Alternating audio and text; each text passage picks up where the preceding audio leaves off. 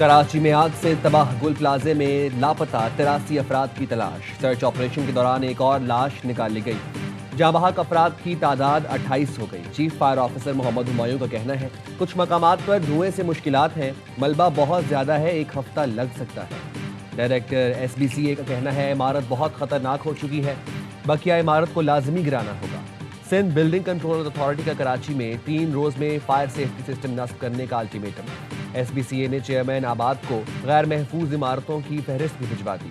SBCA ने Rimpa plaza को भी गैर महफूज करार दे दिया। रिम्पा प्लाजा इंतजामिया और दुकान मालिकान को नोटिस जारी। SBCA के मुताबिक गुल प्लाजा के मलबे की वजह से रिम्पा प्लाजा के सतून मुतासिर हुए। रिम्पा प्लाजा के खतरनाक हिस्से के इस्तेमाल पर पाबंदी आए। रिम्पा प्लाजा में बगैर इजाजत किसी भी सरगर्मी पर सख्त एक्शन लिया जाएगा।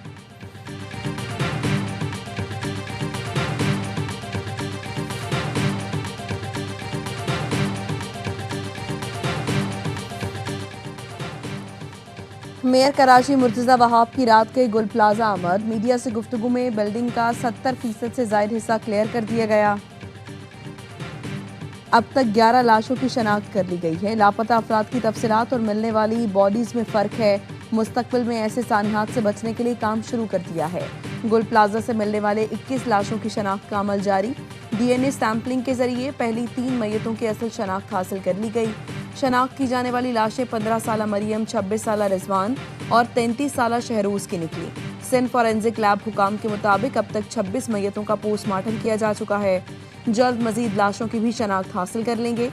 CPLC ने 60 रेफरेंस DNA सैंपल्स लिए थे।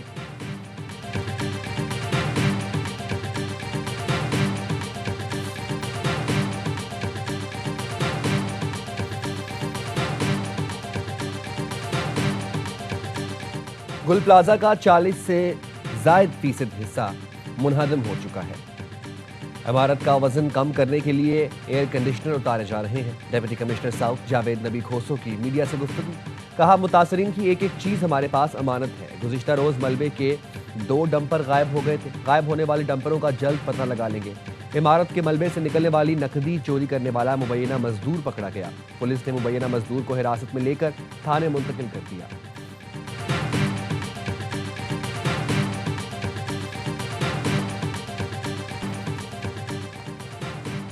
बेटे के बगैर कैसे घर जाऊं, माँ को क्या मुंह दिखाऊं। जवान बेटे को देखने की आस, बूढ़ा बाप 4 दिन से घर न गया। गुल प्लाजा के बाहर बेटे का मुंतजर मोहम्मद रफीक AY न्यूज से बात करते हुए रो पड़ा। 22 साला बेटे आरिफ को देखने के लिए राख के ढेर पर नजरें जमा रखी हैं। कहते हैं घर वालों से बहाने बना रहा हूँ, बेटा मिल रहा है ना कोई मालूमात। डॉक्टर आयशा, उनके शौहर उमर नबील और बेटा अली भी लापता। गाड़ी पार्किंग वाले को देकर गुल प्लाजा में शॉपिंग के लिए गए थे। उमर के भाई ने बताया आखिरी बात ये हुई थी कि पहली मंजिल पर हैं, धुआं बहुत है, कुछ दिखाई नहीं दे रहा। सजावल के नौजवान आमिर के अहले खाना भी शदीद परेशान। अहले खाना का कहना है आमिर ने बहन को फ़ोन पर बताया था मेरा दम घुट रहा है, उसके बाद कोई राबता ना हुआ। सेल्समैन तनवीर बेटे को सिम दिलाने का वादा करके गए थे। बेटा कहता है क्या मालूम था कि अब्बू लौट कर नहीं आएंगे। शॉपिंग के लिए आने वाली कई खवातीन और बच्चों का कुछ नहीं पता। 28 लाशें निकाली जा चुकी हैं। 83 अफराद लापता रिपोर्ट हुए।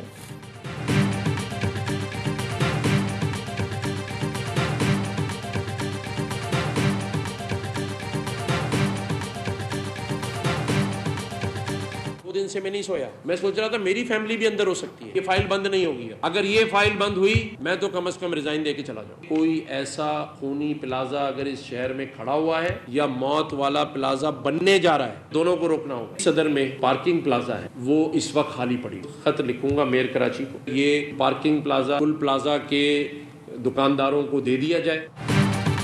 सानेहा गुल प्लाजा की फाइल बंद हुई तो इस्तीफा दे दूंगा। गवर्नर सिंध का ऐलान। कहा यह फाइल अब बंद नहीं होगी। सानेहा गुल प्लाजा से सबक सीखना होगा। कराची का मजीद कोई प्लाजा खूनी बना हुआ है या बनने जा रहा है तो रोकना होगा। कामरान टेसोरी कहते हैं सानेहे पर 2 दिन से सो नहीं पाया। मुतासरीन की चीखों पुकार कानों में गूंज रही है। गुल प्लाजा वाक़े का अजाला करना है, इल्ज़ाम तराशी नहीं करनी। ताजिर बरादरी के जख्मों पर मरहम रखना है। तमाम प्लाजों में फायर सेफ्टी का बंदोबस्त करना है। गवर्नर सिंध ने तजवीज़ दी गुल प्लाजा के दुकानदारों को सदर के खाली पार्किंग प्लाजा में शिफ्ट कर दिया जाए।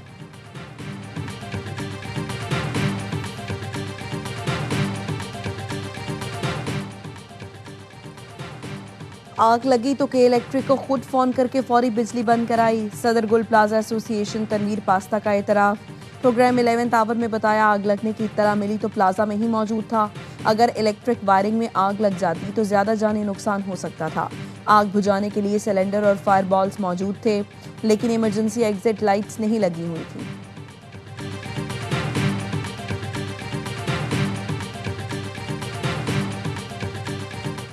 अठारहवीं तरमीम जो है वो एक ढकोसला साबित हुआ है। सारे इख्तियारात जो है मुर्तकिज हो गए हैं जाके सूबाई दारुल हुकूमतों। सियासत करके 18वीं तरमीम तक सिलेबस तक जाएंगे तो सबसे पहले मैं ये कहूंगी सुबह से वो एक मुल्क था सर, जिसको आप दुनिया के नक्शे में कब्ल मसीह से पहले देखेंगे। खतरे की घंटी बजी है, कुछ होश के नाखून लेने चाहिए हमें, और इस मुल्क में मीनिंगफुल जो है आइन में तरामीम करके लोकल गवर्नमेंट सिस्टम जो है उसको एम्पावर्ड सिस्टम को जो है वो इंट्रोड्यूस कराएं। मैं तो हैरान हूँ कि लोगों के दिल की क्या क्या भड़ास सामने आ गई। भाई सूबे के मालिक अवाम है, आप रिजेक्टेड हैं।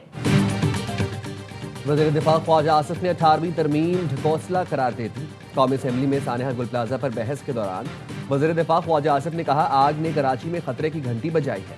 कराची समेत हर शहर में मौसर बल्दियाती निज़ाम होना चाहिए। आवाम को गली मोहल्ले की नुमाइंदगी देना होगी। आइन में तरमीम करके मौसर बल्दियाती निज़ाम लाना होगा। पीपी रहनुमा शहला रजा ने ख्वाजा आसिफ को जवाब दिया। 18वीं तरमीम पर जाएंगे तो सुन ले, सिंध पहले मुल्क था। कब्ल मसीह के नक्शे उठाकर देख लें, लोगों के दिलों की क्या क्या भड़ास सामने आ गई। ज़रूरी नहीं जब हादसा हो तो वज़ीर आला या सूबाई वज़ीर फौरी पहुंचे।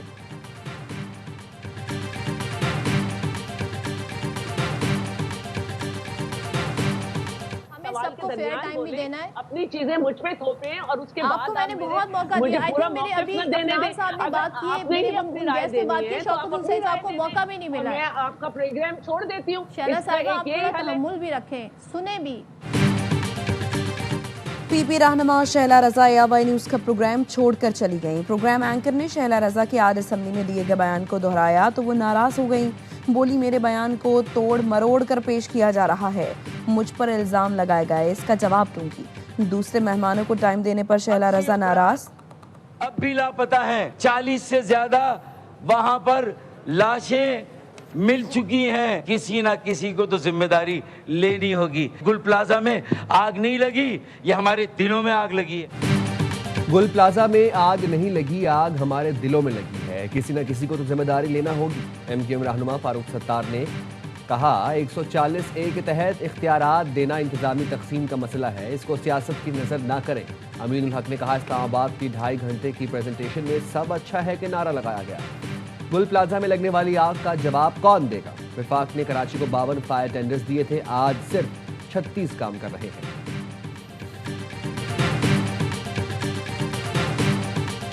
गुल प्लाजा एक मंजिल इमारत थी। अल्ताफ हुसैन का गनमैन गोगा, उसने 2 मंजिला, फिर 3 मंजिला, 4 मंजिला, फिर बेसमेंट खत्म करके गोडाउन बनाए, छोटी छोटी दुकानें बनाई, चलने का रास्ता नहीं। ये सब उस दौर में हुआ जब हम ना मेयर थे ना हम सिंध गवर्नमेंट में थे।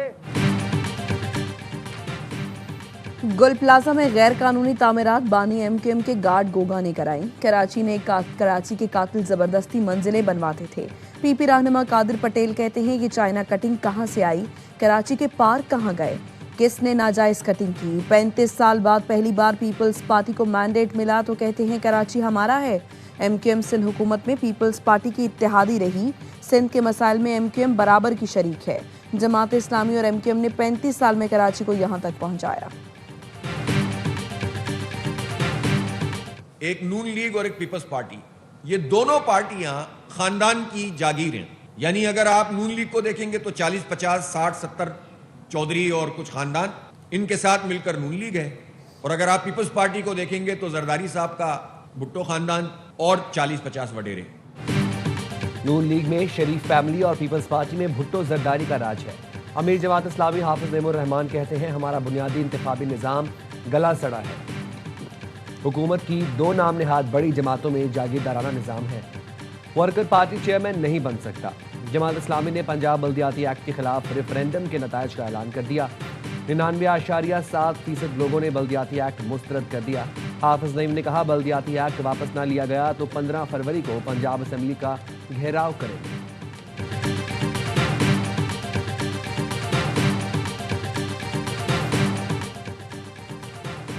अमरीकी काउंसिल खाना कराची भी गुल प्लाजा आतिशदगी पर रंजीदा। अमरीकी council general Charles Karachi Charles Goodman का आवाम और मुतासरा खानदानों से दिली ताज़ियत का इजहार।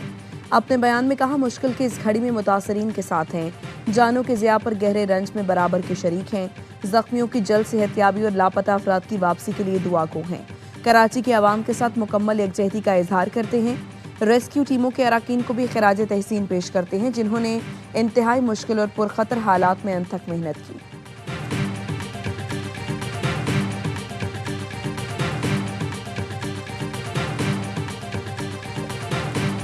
Pakistan and India, they were really going at it. 8 planes shot down. They were going to go nuclear, in my opinion.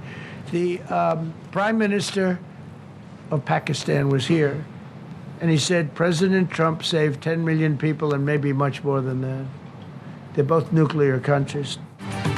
सदर डोनाल्ड ट्रंप का एक बार फिर पाक भारत जंग रुकवाने का तज़किरा। कहा, पाक भारत जंग रोकना मेरी बड़ी कामयाबी है। पाक भारत जंग में 8 जंगी तैयारे गिराए गए। जंग ना रुकती तो 10 से 20 मिलियन लोग मारे जाते। वज़ीर-ए-आज़म शहबाज शरीफ ने कहा कि आपने 10 मिलियन जानें बचाई। 1 साला हुकूमती कारकर्दगी की रिपोर्ट भी जारी कर दी। कहा, हमें विरासत में तबाही मिली। अमरीकी एक्सपोर्ट में $150 अरब का इजाफा किया। अमरीकी फैक्ट्रियों में 41% से ज़ायद सरमायाकारी हुई। जो बाइडन ने सरहद खोली, जिसकी वजह से जराइम पेशा अफराद अमरीका आए। अब हमारे मुल्क में लाखों लोग कानूनी तरीके से आ रहे हैं। गुज़िश्ता 8 माह से अमरीका में कोई गैर कानूनी तौर पर दाखिल नहीं हुआ।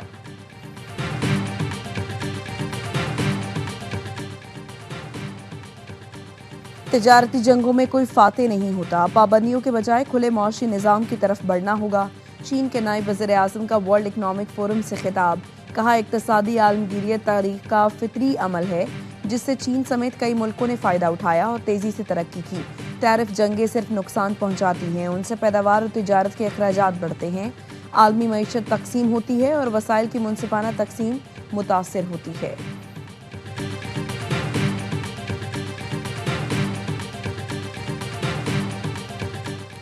वज़ीर-ए-आज़म वर्ल्ड इकनॉमिक फोरम इजलास में शिरकत के लिए स्विट्ज़रलैंड पहुँच गए। वो आलमी इक़्तिसादी फोरम से खिताब और मुख्तलिफ इजलासों में शिरकत करेंगे। वज़ीर-ए-आज़म की आलमी रहनुमाओं से मुलाकातें भी मुतवक्के। आलमी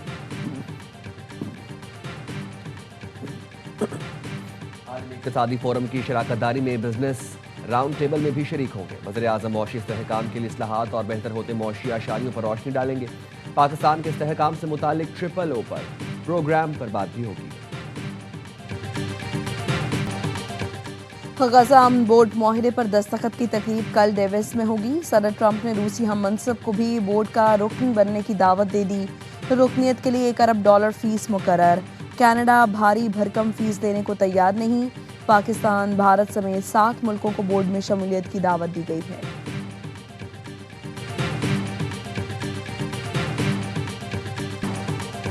फील्ड मार्शल सैयद आसिम मुनीर का नेशनल पुलिस अकेडमी का दौरा। पुलिस के चाको चौबंद दस्ते ने गार्ड ऑफ ऑनर पेश किया। वज़ीर दाखिला और दीगर आला हुकाम हमरा थे। ISPR के मुताबिक फील्ड मार्शल ने यादगार शोहदा पर हाजिरी दी और फूल रखे। पुलिस एहलकारों की कुर्बानियों को खराज अकीदत पेश किया। फील्ड मार्शल को शील्ड के उमूर से मुतालिक आगाही दी गई। फील्ड मार्शल ने कहा, कानून नाफिज करने वाले इदारों के साथ इंट्रा एजेंसी ताउन इंतहाई अहमियत रखता है। जदीद पुलिसिंग से बेहतर नतायज हासिल किए जा सकते हैं। पेशावराना अवामी पुलिस फोर्स अमन व अमान के फ़रोग के लिए अहम है। मुसल्लह अफवाज हमेशा पुलिस के बहादुर जवानों के साथ खड़ी है।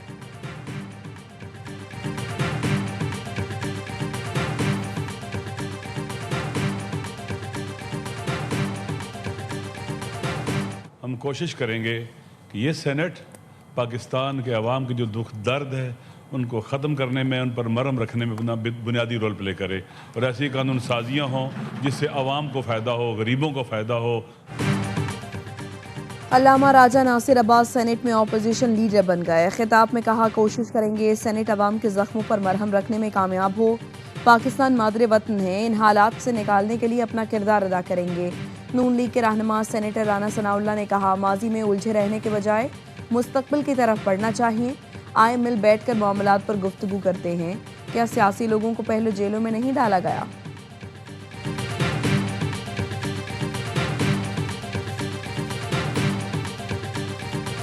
जितना पैसा भी अभी लगा रहे हैं पंजाब डेवलपमेंट प्लान के ऊपर, जाहिर है बिलियंस है, फॉर्चून है इतनी बड़ी। प्लीज़ मेक श्योर आपके पास जो स्ट्रीट आप खोद रहे हैं, जो मोहल्ला आप खोद रहे हैं, आपके पास उसका end to end beautification plan होना चाहिए। तरक्याती मंसूबों पर अरबों रुपए खर्च किए जा रहे हैं, ब्यूटिफिकेशन प्लान लाजमी होना चाहिए। वज़ीर आला पंजाब मरीम नवाज का कमिश्नर और डिप्टी कमिश्नर से खिताब। कहा शहरों में स्ट्रीट लाइट्स की तनसीब और ग्रीन बेल्ट का तहफ़्फ़ुज़ यकीनी बनाया जाए। पुराने मैन होल्स बंद करना भी आपकी जिम्मेदारी है। मैन होल्स का लेवल सड़क के बराबर होना चाहिए। लोग मोटरसाइकिल चलाते हुए ढक्कन से टकरा कर गिर जाते हैं। मंसूबे की तकमील के बाद किसी भी महकमे को सड़क खोदने नहीं देंगे।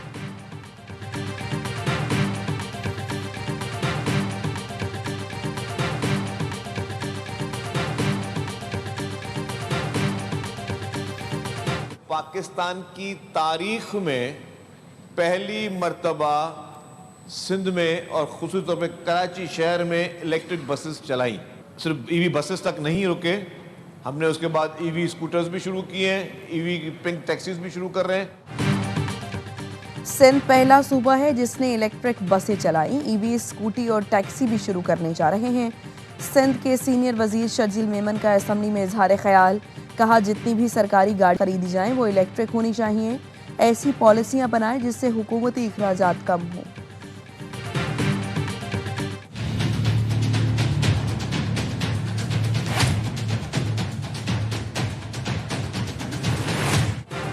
पंजाब के मुतादिद अजला में धुंध, हद निगाह इंतहाई कम रह गई। मोटरवे M2 लाहौर से शेखुपुरा तक, M11 लाहौर से सियालकोट तक और लाहौर ईस्टर्न बाईपास ट्रैफिक के लिए बंद। मोटरवे M3 फैजपुर से मुरीदवाला तक, मोटरवे M4 अब्दुल हकीम से मुल्तान तक और मोटरवे M5 मुल्तान से जाहिर पीर तक बंद। कौमी शाहराह पर लाहौर, मांगा मंडी, फूलनगर और पत्तोकी में शदीद धुंध।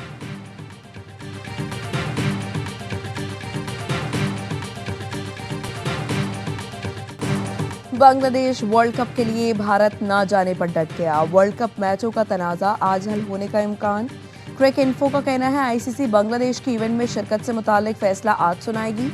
वेबसाइट का दावा है हफ्ते को ढाका में होने वाली मीटिंग में बीसीबी को डेडलाइन का बता दिया था। बांग्लादेशी मुशीर खेल आसिफ नजरल कहते हैं मीटिंग में कोई मुआहिदा हुआ, न ही आईसीसी ने कोई डेडलाइन दी थी। सिक्योरिटी खदशात की बिना पर मैचेस श्रीलंका मुंतकिल करने का मुतालबा भी दोहरा दिया।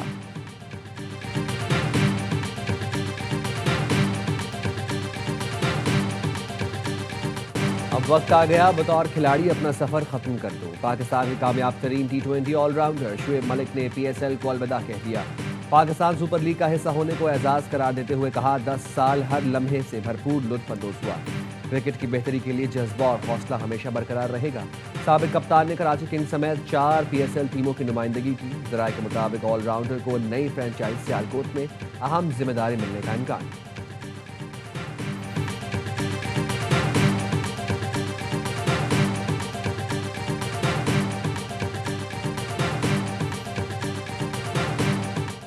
पाकिस्तान के कर्नल फरूख नदीम ने एशियन शॉटगन शूटिंग चैंपियनशिप में सोने का तमगा जीत लिया।